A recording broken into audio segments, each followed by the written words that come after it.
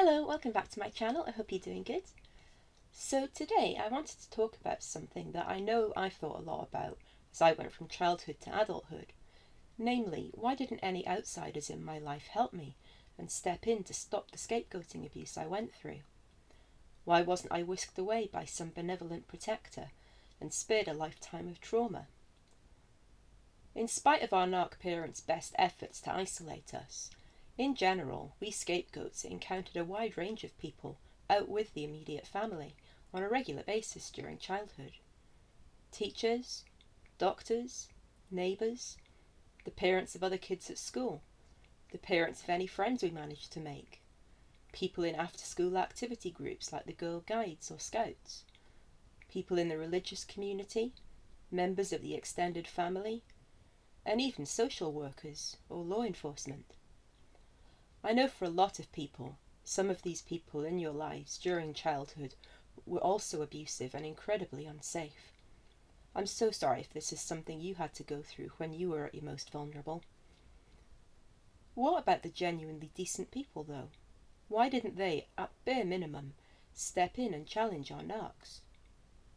All us scapegoats had very unique circumstances during childhood, and, while narcs are generally cookie-cutter sociopaths with identical abuse patterns and behaviour styles, their messed up treatment of us manifested in different ways, individual to each family system.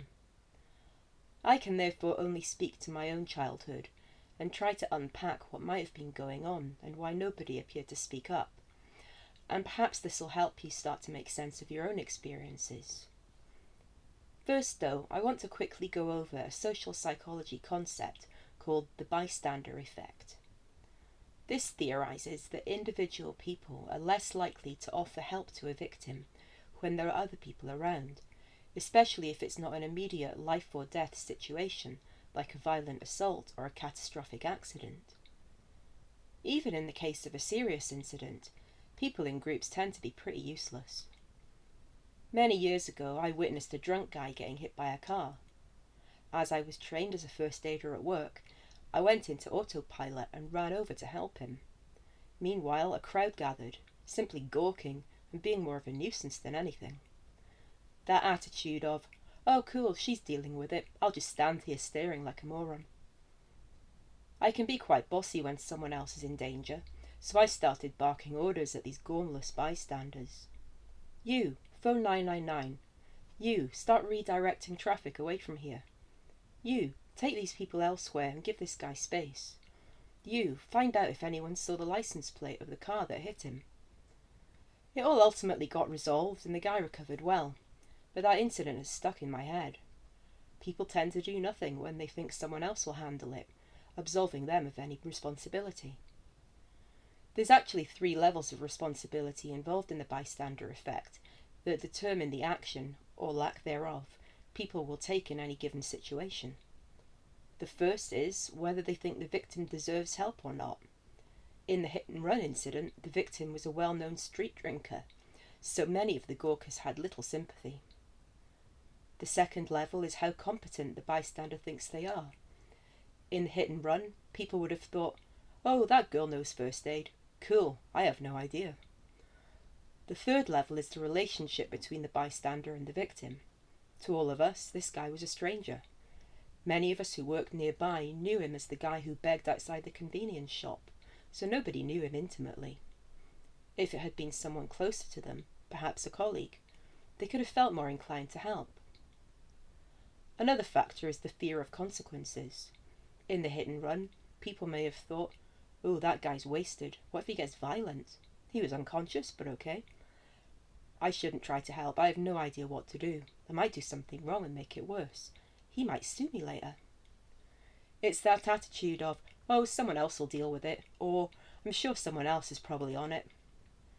And that's where we refer this to our childhoods as scapegoats, and the reasons why nobody helped us.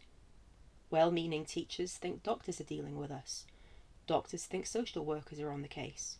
Neighbours and the parents of other kids think teachers, doctors and social workers are dealing with it. There's also the fear of consequences. What if I'm wrong? What if I report child abuse and then get sued for defamation? As for the extended family, I wasn't allowed contact with anyone, aside from my mother's narcissistic mother, so my relatives didn't have the access to fully observe what was happening to me. Attempts were made to see me and to intervene, and my relatives were well aware something was wrong, as it's not normal to be cut off in that way. But my mother made it explicitly clear to my father's side of the family, including his own parents, that if they wanted to continue to see him, they had to abide by her rules. When it comes to people like teachers, every report card detailed how I was a joy to teach, very mature and thoughtful, quiet and considerate of others. In their eyes, there was no problem. Us scapegoats are often perfect little angels, as we were trained to be by our narcs, so we're excellent at masking and hiding what we're going through, the way prey animals in the wild hide illness and injuries so they're not targeted by predators for being weak. For doctors, well, my mother was a nurse, so she'd put on an Oscar-worthy performance whenever she'd drag me to the GP for whatever fake illness she decided I had, to get her fix of attention and praise for her martyrdom and medical expertise. Doctors were putty in her hands, and she knew it. In terms of after-school activity, all I had was a brief spell in the brownie guides. Brief because drop-off and pick-up were apparently inconvenient for my narcs, and I was forced to quit, so there wasn't enough time to even get to know anyone who may have helped. In terms of neighbours, every single neighbour my narcs ever had started out as love-bombed BFFs before becoming public enemy number one.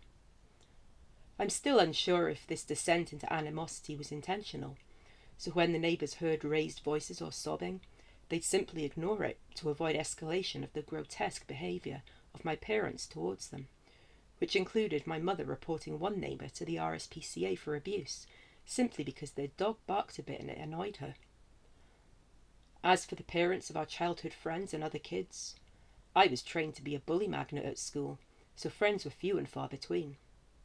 Friends I did have were banned from visiting me at home, and I was banned from visiting them, until my teens, when I became a tiny bit more assertive and defiant.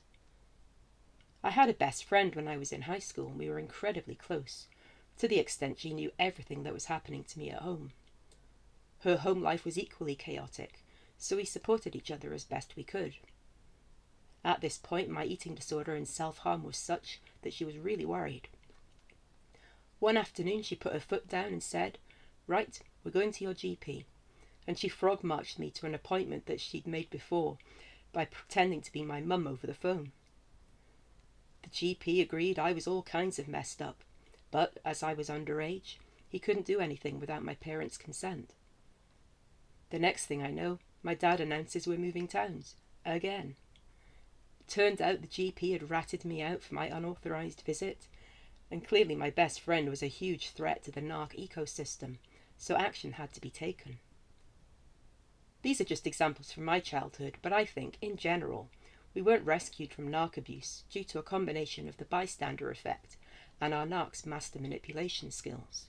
Plus, we were the child, they were the adults, so their word was always gospel, and their false narrative was taken more seriously by outsiders.